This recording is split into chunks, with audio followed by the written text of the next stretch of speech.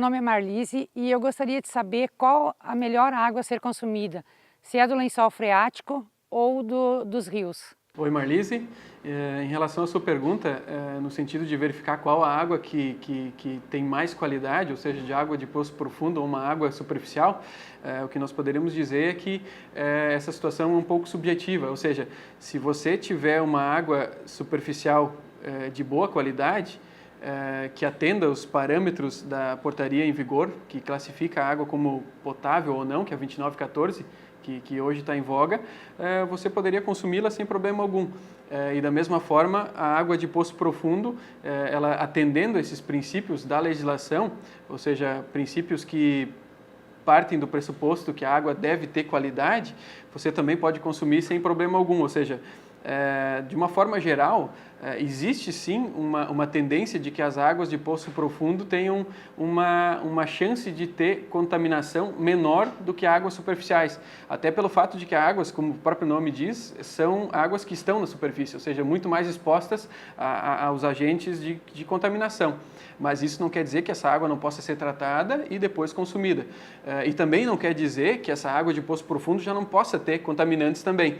Então, o recado que fica é, antes de consumir uma água que a fonte é duvidosa, faça análise, se aprofunde, verifique quais são essas condições para que não hajam riscos para a saúde. Por que ainda é tão difícil conscientizar a população sobre os cuidados e a importância da preservação dos mananciais de água doce? Apesar dos inúmeros estudos e alertas, as ações da sociedade perante este bem vital tornam-se cada vez mais agressivas. Conheça algumas situações de descaso e de degradação de rios e afluentes que preocupam órgãos ambientais e de gestão das águas. Cerca de 70% da superfície da Terra é coberta por água em estado líquido. Do total desse volume, 97% aproximadamente está nos oceanos. De água doce mesmo, apenas em torno de 3%. Esta água é encontrada nos rios, lagos, lagoas, sangas, arroios e lençóis freáticos. Este recurso é fundamental e indispensável para manter a vida, seja ela animal ou vegetal. Sabendo disto, por qual motivo negligenciar e abusar deste bem tão necessário? Parece irracional, não? Mas acontece. E cada vez com maior intensidade. Mas quem realiza a gestão desses recursos tão importantes? No Rio Grande do Sul, o gerenciamento das bacias hidrográficas é feito por comitês.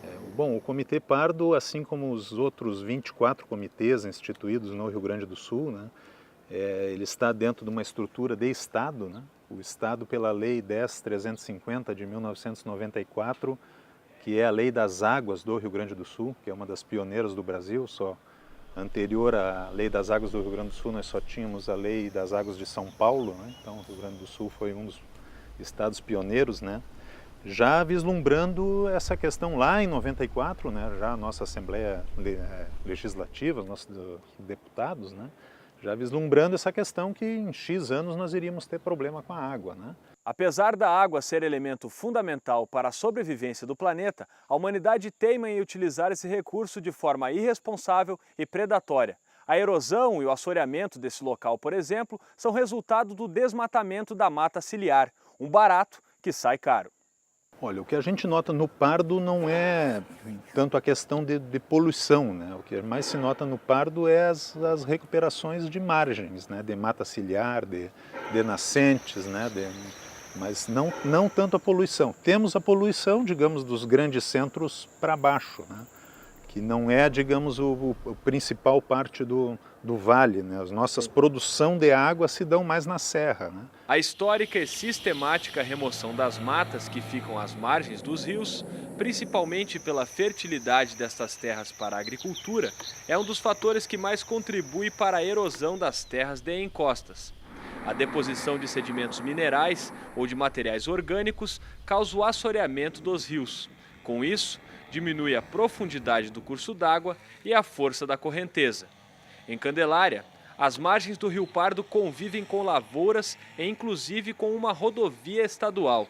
Ações como a colocação de pedregulhos na encosta procuram frear a erosão. Porém, isto não representa uma solução definitiva. Bom, aqui em Candelária a gente tem como principal rio, assim, rio mais importante, o Rio Pardo, né, pelo fato dele ser um manancial que abastece a cidade, né.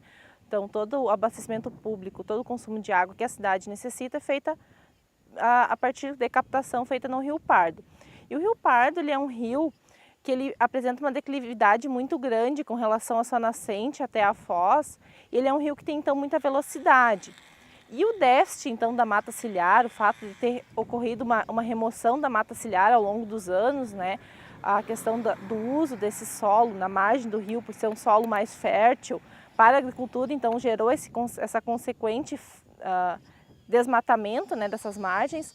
Ele é um rio, então, hoje que tem bastante problemas de assoreamento em função dessa falta dessa mata ciliar e, então, também pela velocidade. Água é fonte de vida. Necessitamos dela para as coisas mais básicas ou mais complexas do cotidiano, seja para beber, tomar banho, lavar roupas, louça ou preparar os alimentos.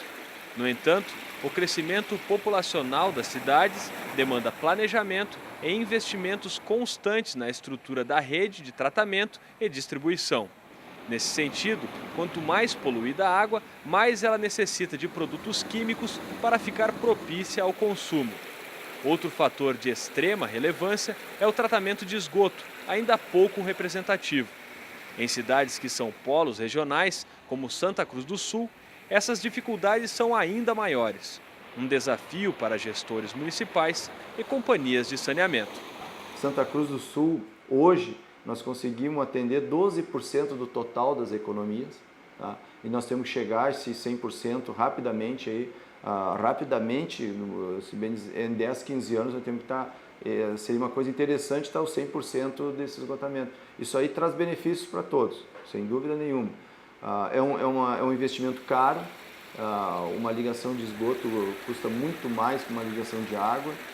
Nós temos que quebrar um paradigma, uma cultura aí que o pessoal quer esgoto, quer só água tratada, mas na hora de pagar a gente tem uma certa dificuldade em estabelecer esse relacionamento do custo e benefício e do usuário tem que pagar por isso. Mas é um caminho sem volta, é isso que nós temos que fazer como um todo. Os rios sempre foram um dos mais importantes recursos para a sobrevivência da humanidade. São eles que nos fornecem grande parte da água que consumimos, que produzem nossos alimentos e que irrigam o solo das áreas agrícolas. Mas, infelizmente, muita gente esquece a importância de preservar essas águas.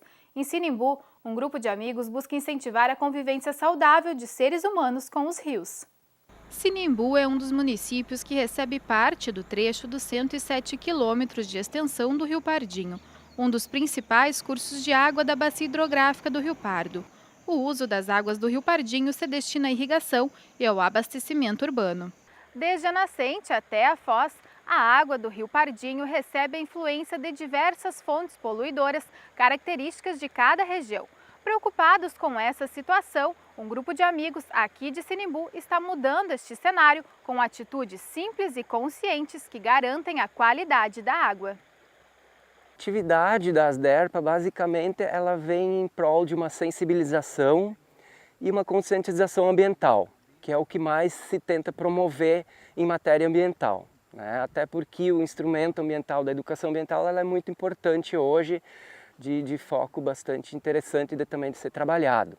É realmente educação ambiental, é a grande parte assim, da nossa atividade. Há 14 anos, a Asderpa, a Associação Sinimbuense de Defesa do Rio Pardinho, realiza diversas atividades em prol do meio ambiente, como limpezas no rio e também em arroios, além de trabalhos de conscientização nas escolas da região. A Asderpa conta exclusivamente com o apoio financeiro dos próprios integrantes e da comunidade. O comércio de Sinimbu é um importante apoiador da associação. Nós temos mais ou menos de associados, em torno de 65 associados, só que quando nós saímos, muitos que ainda não são associados também pedem para participar. E com isso também nós conseguimos incluir até professores, alunos, né? E o pessoal assim, do comércio, que também ajuda com qualquer custo que a gente tem, às vezes com gasolina, às vezes com fardamentos e alguns equipamentos necessários que tu precisa para fazer as atividades. O grupo realiza uma limpeza anual para que seja possível fazer um diagnóstico da situação. Nas primeiras limpezas, por exemplo, foram recolhidas cerca de 7 toneladas de lixos. Hoje, este número está reduzido à metade. Os lixos são destinados à prefeitura para que seja feito o descarte adequado. Encontramos muitas coisas, né, que é muito ruim, até ruim de dizer, mas até aparece fogões, geladeiras, freezers, quadros de bicicleta e até máquinas de veneno e assim por diante, e muita matéria. Além das limpezas, a Asderpa luta também pela preservação das matas ciliares. A meta mais importante realmente é um foco assim, no Rio Pardinho. Tá? Pode-se ver hoje que uma das necessidades mais urgentes é a preservação da mata ciliar. Então, um dos grandes desafios da Asderpa é também incorporar um projeto nesse sentido para a recuperação da mata ciliar do Rio Pardinho, que hoje ele necessita e eu creio que seja algo fundamental para o recurso aqui do Pardinho. O rio é também um importante atrativo turístico da localidade, utilizado como área de recreação e lazer. José Luiz costuma acampar no Rio Pardinho e destaca a importância da conscientização da comunidade para preservar o local. Os nossos acampamentos normalmente a gente faz assim, é um dia, às vezes no máximo 2, né? A gente sai de manhã e aí vai até a beira do rio, faz umas trilhas assim, estradas um pouquinho mais difíceis, mas assim sem muita perigo, coisa assim, mais é para curtir mesmo a natureza. E o nosso foco mais é assim, nos pontos mais difíceis, de difícil acesso, porque é onde é que tem menos gente, menos gente usufrui e menos gente conhece também, né? Então mais é para explorar esse tipo de coisa, né? Porque a gente, indo para esses lugares de mais difícil acesso, a gente se surpreendeu, por sinal negativamente, pelo fato de que mesmo nesses lugares de difícil acesso, na época que a gente começou, tinha muito embalagem de agrotóxico, lixo, garrafa PET, então a gente achou que nesses lugares mais distantes isso era mais difícil, mas mesmo nessas nascentes e coisas assim, a população não está bem consciente de preservar, né? Para o município eu acho que é um exemplo. E o Rio Pardinho, daqui uns tempos, vai ser uma peça muito importante, porque a falta de água é uma coisa que vai acontecer mais cedo ou mais tarde. Então só postos artesianos e fontes naturais, como é hoje a origem da água do Sinibu, que ela ainda é municipalizada, eles vão ter que fazer alguma barragem e vão ter que captar água para ser tratada para o consumo humano. E no próximo bloco, aprenda a fazer um filé de peixe grelhado.